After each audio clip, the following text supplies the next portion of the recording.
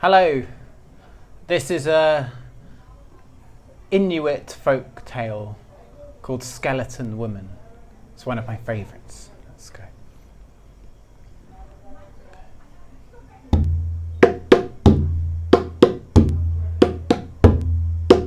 Ooh, na na na.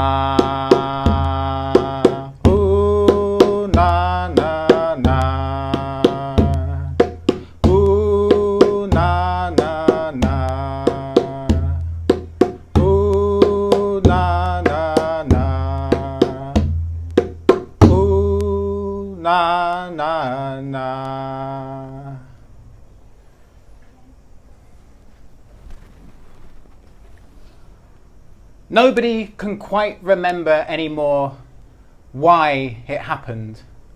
But once a daughter did something that her father disapproved of, and he did something terrible. He took his daughter and he threw her off the edge of a cliff. Down she fell into the water.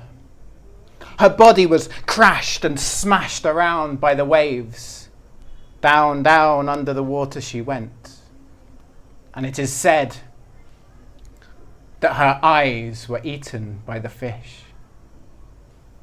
And it is said that all the flesh was eaten off her bones until all that remained was her skeleton. One day, a fisherman, out fishing in his kayak, drifted far from home, and he found himself in a bay. Now, once upon a time, this bay would have been filled with local fishermen, but nowadays, none of those fishermen came, for it was said that this inlet was haunted. But being so far from home, our fisherman had not heard the local stories, so he did not know. He cast his line into the sea and watched the hook as it descended into the depths. And he waited. And he waited, and he waited. All of a sudden, he hooked something. Oh, it was big. He wrestled with it as it thrashed and struggled with all its might to get away from his hook. As he wrestled, his mind was thinking, oh, how big this fish is! Oh, how many of my friends will it feed? How long will it last? How long will I be free from the chore of hunting and fishing? And still he wrestled with all his might until his catch was near the surface. And then he turned around. He reached into his kayak to get his net to haul in his catch. And so he was looking away and did not know that it was no fish, but in fact, the hook had caught through the ribs of Skeleton Woman. So he did not see as the white orb of her skull raised out of the water.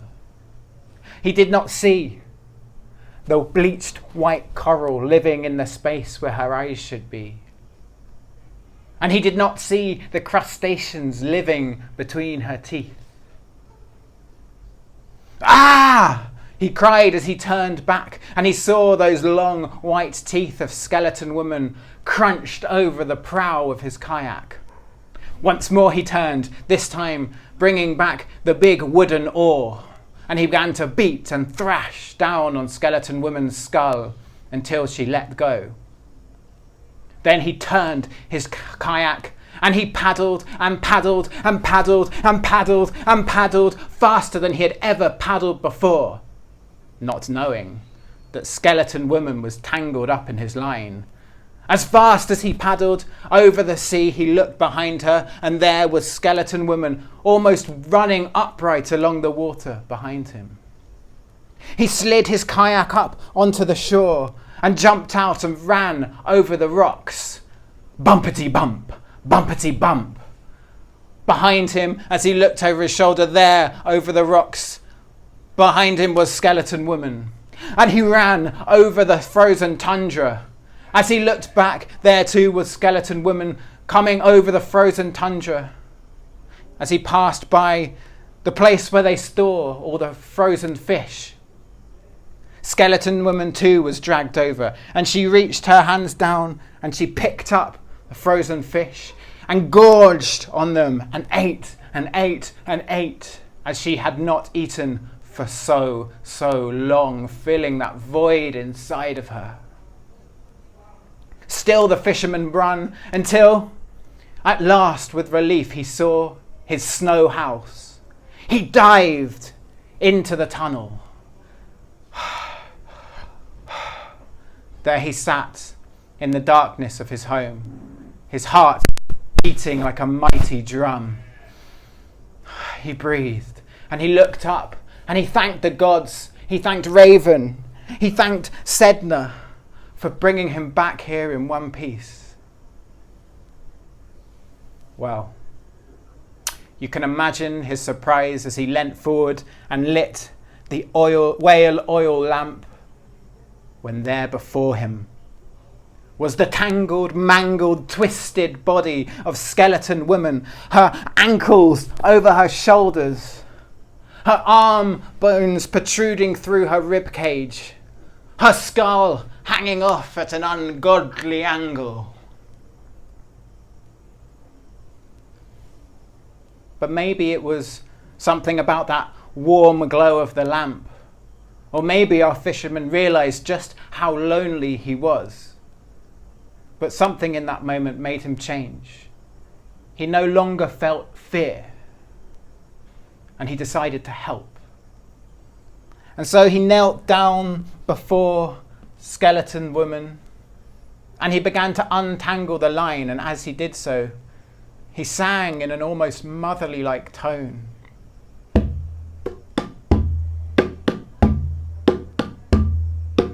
Oh, na, na, na. Oh, na, na, na. Oh, na, na, na. He untangled the gut wire from around her bones, and then he laid out her skeleton in the order that a human skeleton should be in. And finally, he took the warmest furs he owned and he laid them over her bones. Oh, na, na, na. Oh, na, na, na.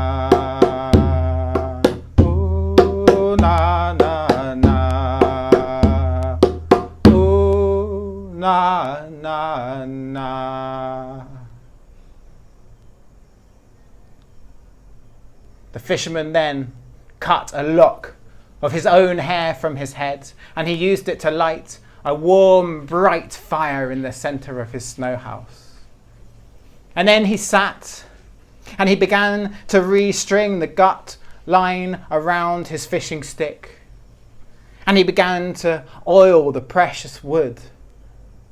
From time to time, he glanced across at Skeleton Woman lying under the furs. And there Skeleton Woman lay, stiller than still, more quiet than quiet can be.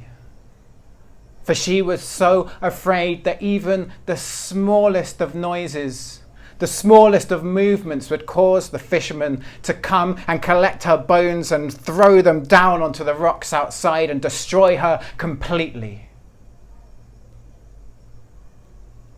But this did not happen.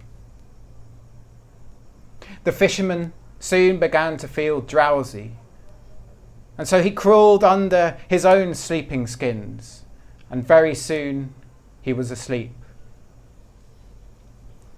Now, there's this funny thing that happens to humans when they sleep sometimes.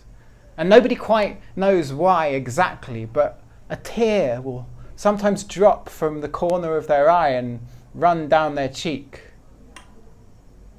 No one knows exactly why, but surely it must be that the dreamer is dreaming some dream about sorrow or longing. And so this happened to our fisherman. A tear dropped from the corner of his eye. Skeleton woman, across the room, saw that tear glinting in the firelight, and she pulled herself up onto her arm bones, and she dragged her bony body across the floor, and she screeched and clattered her way over the fisherman's body until her skull was right at his cheek. And then she began to drink. And oh, that tear was like a river. And she drank and drank and drank and drank and drank and drank and drank until that thirst which had been living inside her for so long was slaked.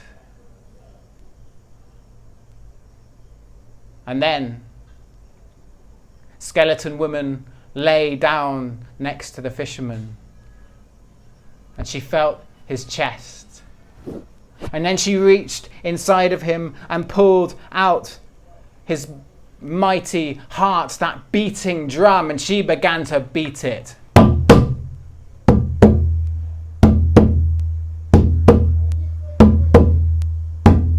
And as she did so, she began to sing, "Flesh, flesh, flesh, flesh, flesh, flesh, flesh, flesh."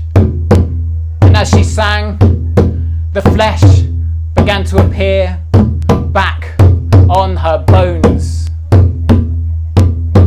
Flesh, flesh, flesh, flesh. Oh, she sang for her hair. She sang for her eyes.